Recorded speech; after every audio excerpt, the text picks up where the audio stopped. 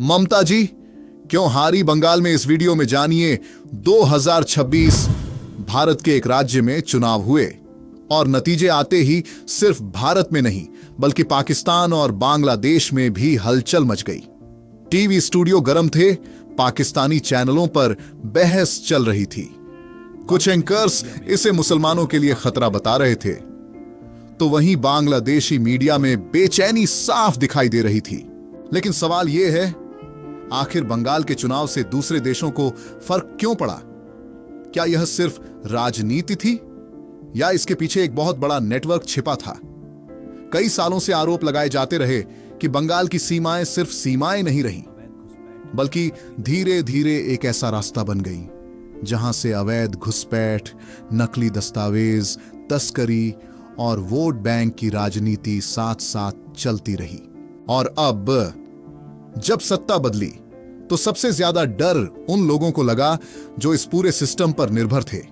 लेकिन इस कहानी की शुरुआत आज से नहीं, 1947 से होती है, जब अंग्रेज भारत छोड़ रहे थे। लेकिन जाते जाते वो ऐसा जख्म दे गए जो आज तक पूरी तरह नहीं भर पाया। एक अंग्रेज अफसर सिरिल रेडक्लिफ, जिसने भारत को ठीक से देखा तक नहीं था, उसे नक्शे पर एक लकीर खींचने की जिम्मेदारी दी गई और उस एक लकीर ने लाखों लोगों की जिंदगी बदल दी। भारत और पाकिस्तान अलग हुए, फिर बंगाल भी दो हिस्सों में बंट गया। एक तरफ पश्चिम बंगाल, दूसरी तरफ पूर्वी पाकिस्तान। भाषा एक, संस्कृति एक, लेकिन सरहद अलग। फिर आया 1971, जब पूर्वी पाकिस्तान के लोगों ने पाकिस्तान के खिलाफ आवाज उठाई। भाषा, पहचान और अधिकारों की लड़ाई शुरू हुई। हालात इतने बिगड़े कि युद्ध छिड़ गया। भारत ने हस्तक्षेप किया और दुनिया ने देखा इतिहास का सबसे बड़ा सैन्य सरेंडर। पूर्वी पाकिस्तान बना बांग्लादेश। लेकिन कहानी वहीं खत्म नहीं हुई। गरीबी, बेरोजगारी और बढ़ती आबादी के बीच धीरे धीरे भारत की सीमाओं पर दबाव बढ़ने लगा। आरोप लगने लगे कि बंगाल की सीमा से बड़ी संख्या में लोग गैर कानूनी तरीके से भारत में दाखिल हो रहे हैं। रात के अंधेरे में नदियों और खेतों के रास्ते लोग सीमा पार करते थे। फिर शुरू होता था असली खेल।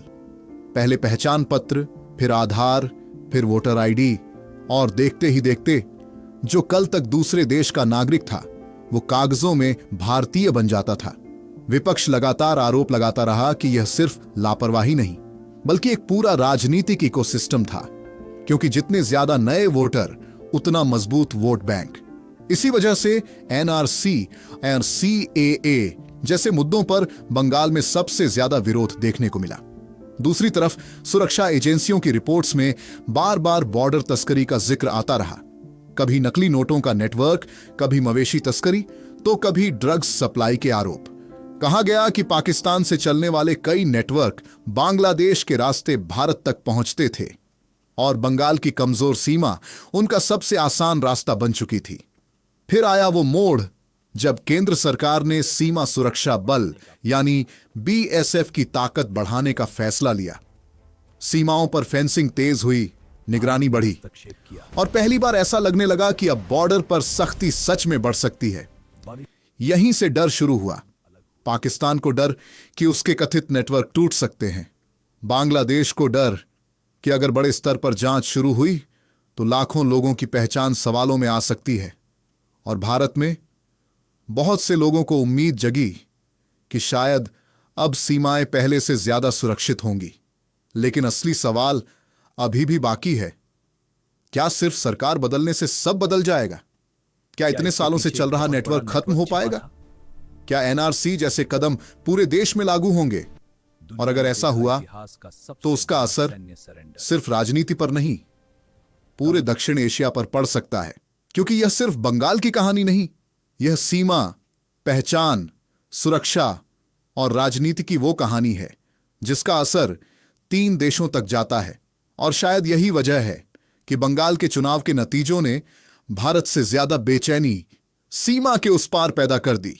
जय हिंद।